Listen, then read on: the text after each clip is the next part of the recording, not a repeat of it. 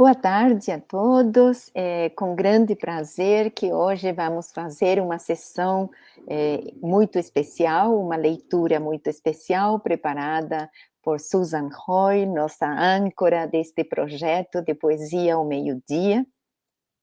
E é uma sessão especial devido a ser nossa última apresentação do ano e desejando a todos umas ótimas festas do fim do ano e os votos para continuarmos juntos o ano próximo. Sem mais delongas, passo então a palavra para Susan Roy. Thank you, Susan, for being here with us again. And this, as I said, is a very special session. And thank you for the special selection of poems that you have done for today. Great. Thank you very much. I'm delighted as usual to be here with you all. And I want to welcome you again to the last Poesia, the Meio Dia of 2022. I hope you've enjoyed our sessions as much as I have. And so today I've chosen to end the year with some poems on the theme of winter and Christmas in Ireland. It's a very different time of year there than you experience here in Brazil. So I wanted to share with you some of our, I suppose, the atmosphere of Christmas and the atmosphere of winter in Ireland. I actually love this time in Ireland. In my house in Fermanagh, we have a big open fire and we gather around that and chat and maybe have a little hot whiskey. When people come in from outside, you can smell the cold that they bring in with them. And there's nothing more beautiful than sitting inside in a warm room watching soft snow descend as you're tucked up. Winter, of course, also brings Christmas, a joyous time of the year, a gathering of families, and we enjoy both old and new traditions. And that's one of the fun parts of getting together at Christmas. We make new traditions every year as well, which we carry forth. My first poem, as usual, I start off with a Yates. It's the Magi, or the Three Wise Men. In this poem, I think Yates gives us a great sense of how we are all seekers, like the Magi are seeking this wondrous miracle that they've followed the stars to find out. And I think, you know, they don't understand and they want to find out the answer to this mystery. And even though we are the same, we can see the contradiction between like our hopes for the divine, I guess, and our knowledge of like the cruelties of the world and I suppose the stark reality of the human predicament. So we still really are Magi, still searching, and the mystery continues. It may be beyond our comprehension, but I think our acceptance in it is like the beginning of faith, which is the theme that Yates is touching on in this short poem. The Magi by William Butler Yeats. Now, as at all times, I can see in the mind's eye, in their stiff painted clothes, the pale unsatisfied ones appear and disappear in the blue depth of the sky, with all their ancient faces like rain-bitten stones, and all their helms of silver hovering side by side, and all their eyes still fixed, hoping to find once more, being by Calvary's turbulence unsatisfied, the uncontrollable mystery on the bestial floor. Christmas Christmas in Ireland especially and throughout the world is a time of giving. And in my next poem, Brendan Kennelly talks about the amazing act of giving and how, despite, again, that starkness of the world that we live in, we're heartened by little acts of generosity that we witness and that we're part of. And Brendan Kennelly is one of my favourite poets, so I love to read his poetry and to share it with you today. And this is called This December Day. This December Day by Brendan Kennelly. Here in this room, this December day, listening to the year die out on the war fields and in the voices of children who laugh in the indecisive light as the throes that but rehearse their own. I take the mystery of giving into my hands and I pass it on to you.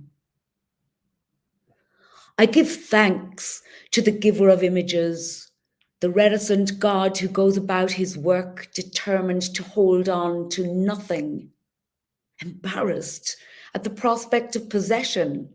He distributes leaves to the wind and lets them pitch and leap like boys capering out of their skins. Pictures are thrown behind hedges, poems skitter backwards over cliffs. There is a loaf of bread on Derek's threshold, and we will never know who put it there. For such things, and bearing in mind the midnight hurt, the shop bride, the famine in the heart, the demented soldier, the terrified cities rising out of their own rubble, I give thanks.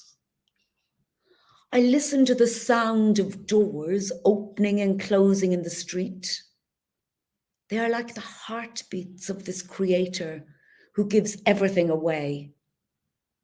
I do not understand such constant evacuation of the heart, such striving towards emptiness, thinking, however, of the intrepid skeleton, their feared definition. I grasp a little of the giving and hold it close to my own flesh. It is this little that I give to you.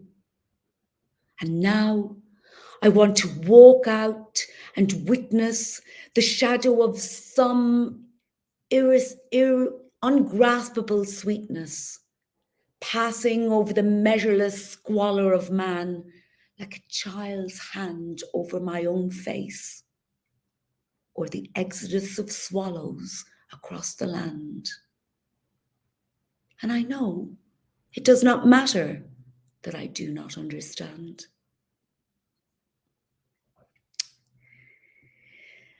My next poem is a classic from world famous and most renowned poet Patrick Kavanagh.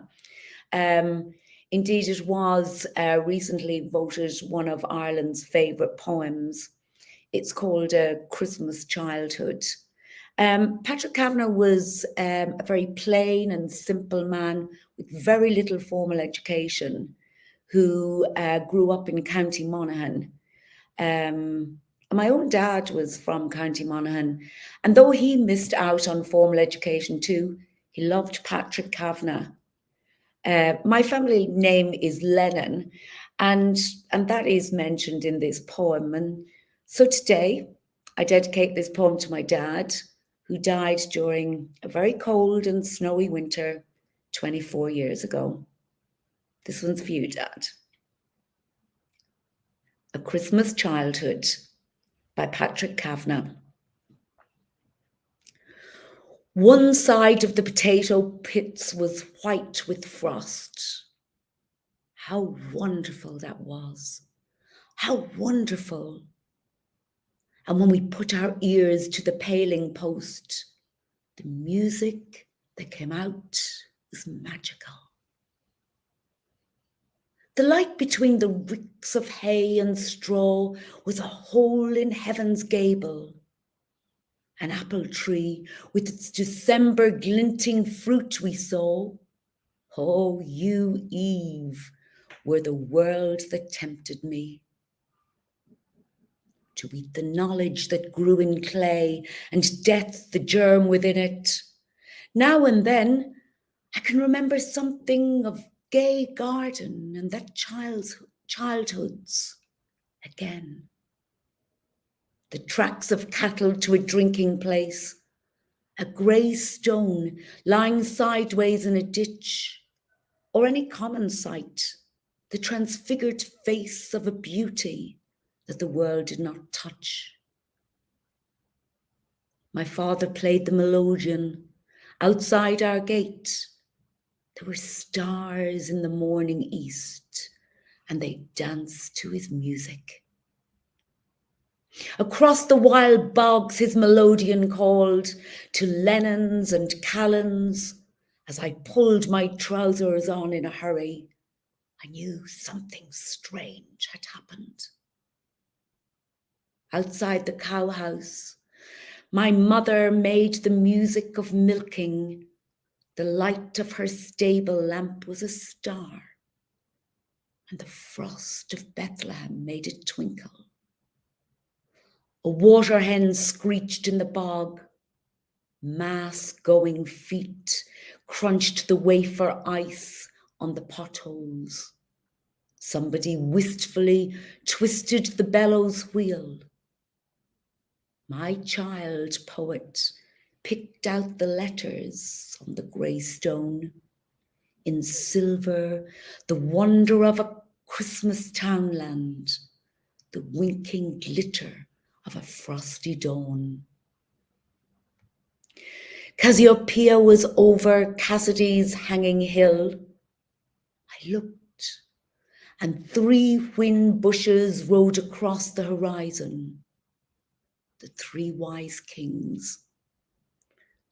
An old man passing said, "Can't he make it talk, the melodeon?" I hid in the doorway and tightened the belt of my box-pleated coat. I nicked 6 nicks on the doorpost with my penknife's big blade. There was a little one for cutting tobacco, and I was 6 Christmases of age. My father played the melodeon, my mother milked the cows, and I had a prayer like a white rose pinned on the Virgin Mary's blouse. My next poem is from a relatively new poet on the Irish poetry scene. Her name is Jessamine O'Connor, and her poem is called Christmas List for My Newborn Girl. And this is, people love making lists, especially at Christmas time, shopping lists, things I need, things I want, things I need to bake, things I need to cook, people who are coming, Christmas cards. But her list is a different list. It's one of those lists that I guess goes beyond the ordinary lists of things that we give. Anyway, I'll let you, I think it's very clever, so I'll let you judge for yourself. Christmas list for my newborn girl.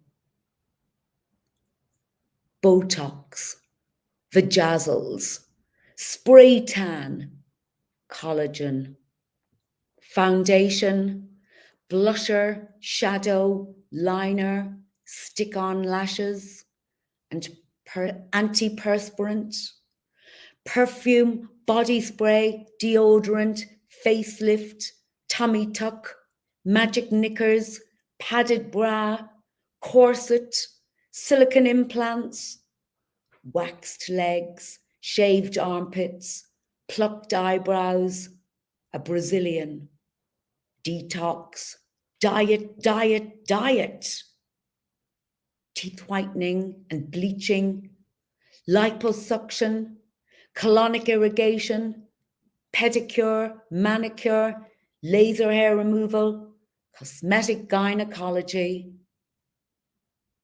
How long should we leave it before telling her she mustn't be perfect after all? When I read that poem and I look at all that stuff, I think,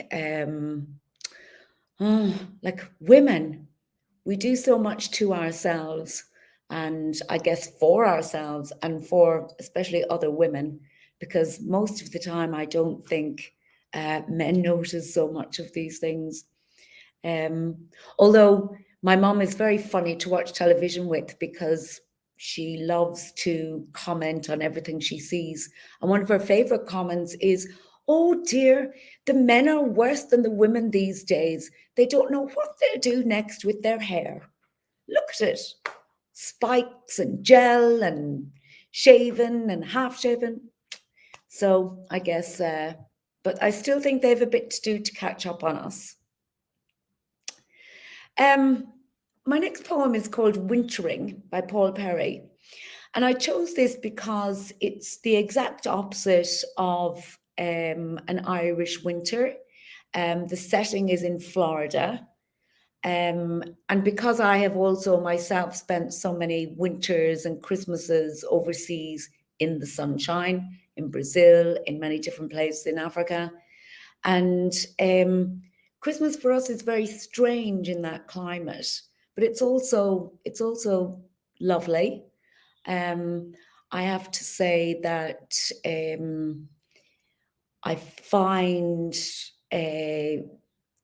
I still find it very difficult to put together the sun shining and people singing "Sleigh Bells Ring," as you often hear in shops and all these kind of Northern Hemisphere songs to do with Christmas. But I like this one because he brings out this idea of wintering, like protecting things during the winter so that they can bloom in spring.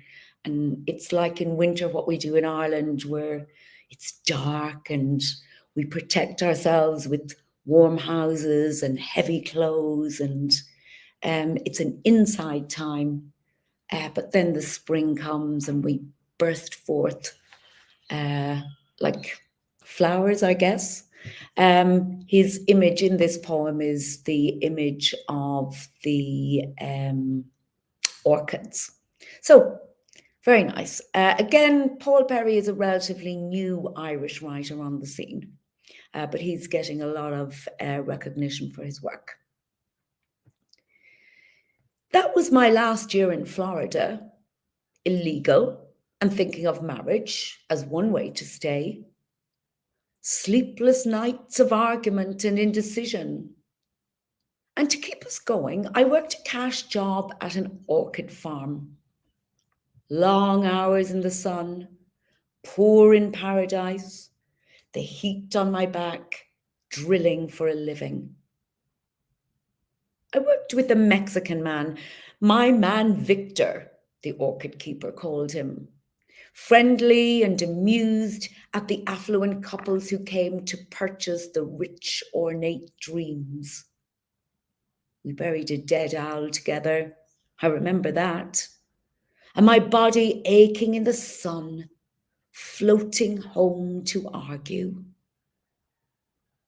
What we were doing, I was told, was wintering, getting ready for the cold.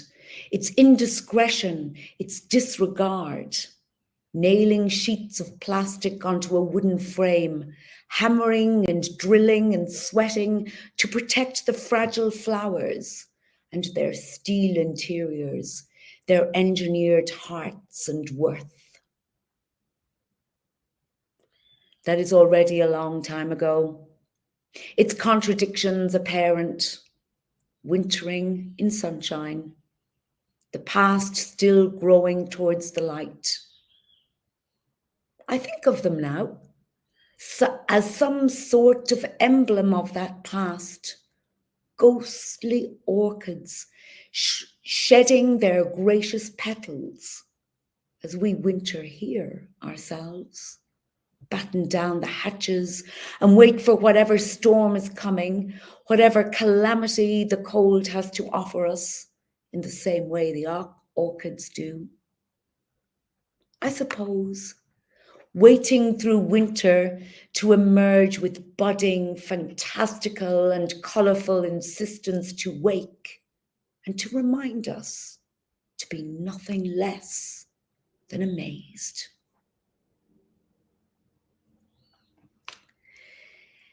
One of my many experiences of winter in Ireland, but especially coming up towards Christmas and when people are travelling, is when it starts to snow.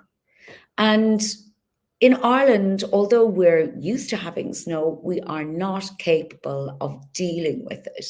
Everything stops, like the roads become blocked up with traffic, cars break down. We deal with it very badly.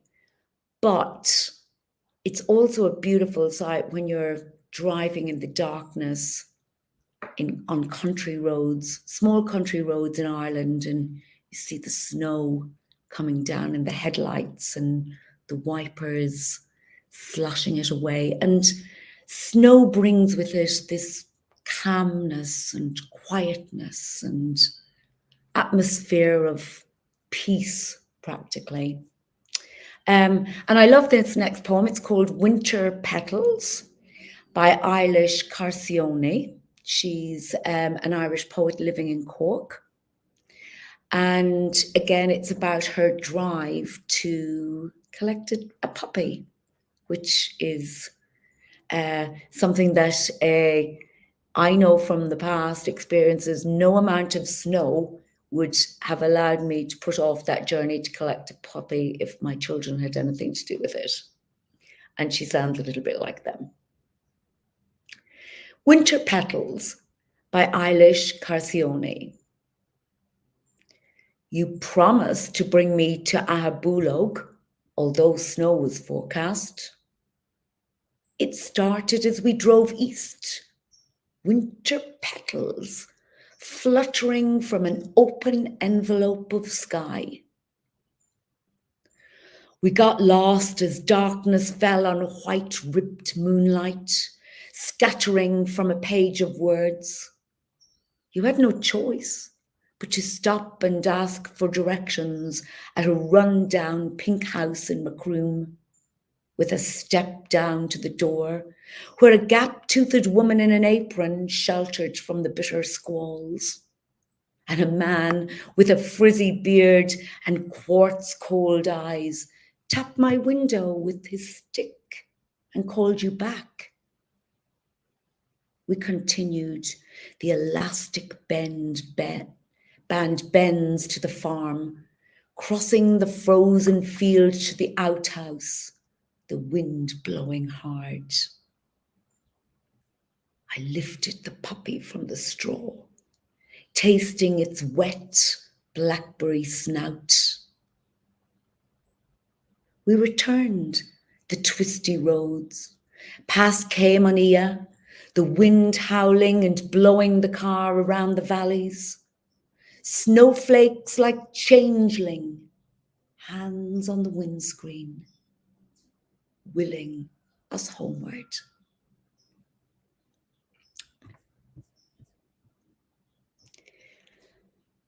And my last poem for today is called Stirrings. And I've chosen this one especially because it reminds me of my mom. And when we were kids growing up, making the Christmas cake was a huge deal in our house. We absolutely loved it. And like Mom, if she dared to make it when we weren't there, we were absolutely devastated. So she never did. So I can remember the day she'd say she's going to make the Christmas cake. We'd run home from school and we would all be standing around her in the warm kitchen as she put all the ingredients into the bowl and stirred.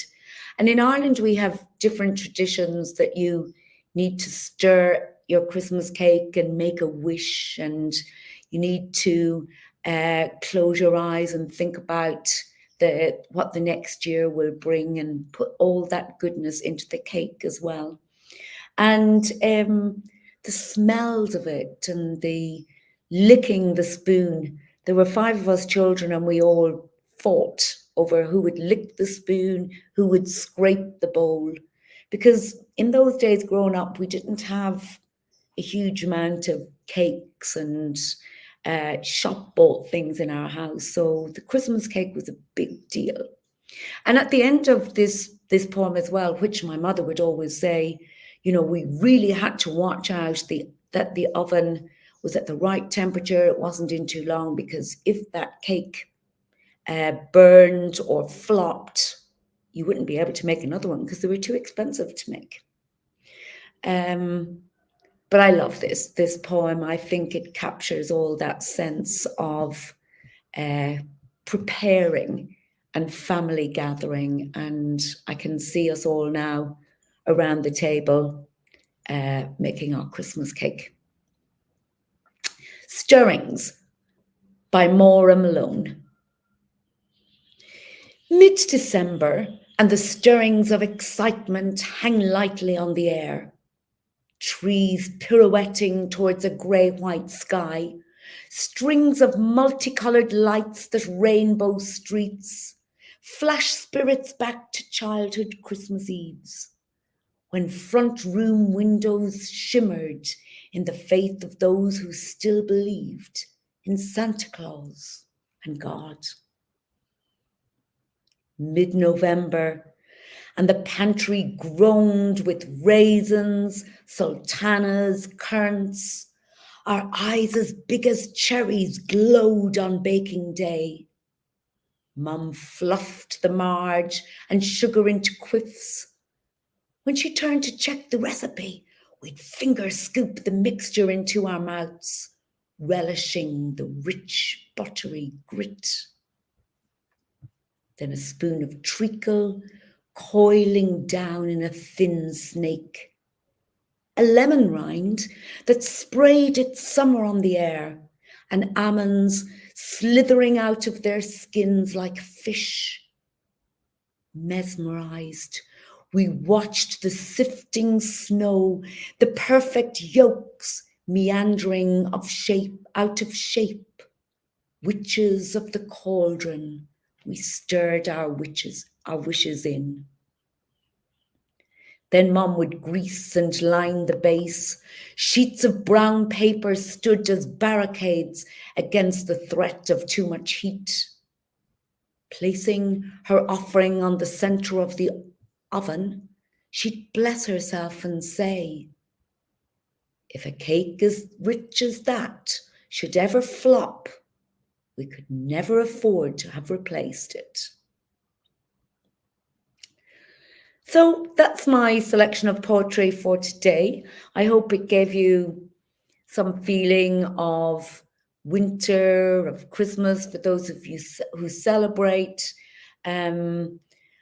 Again, just that wonderful, I think, what the poets were trying to do is to capture that wonder of the season. And today I'm going to leave you with a little piece of music. It's by Emer Quinn. It's called Winter Solstice. She's an Irish singer who has of late gathered quite a following for herself. And I like this video as well because it shows you what it's like in Ireland during Christmas.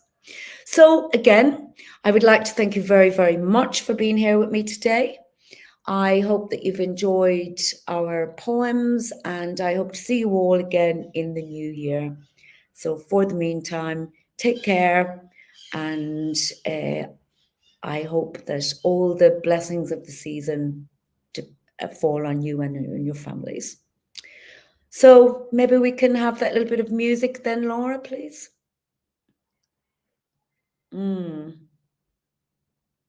Yes, here it comes.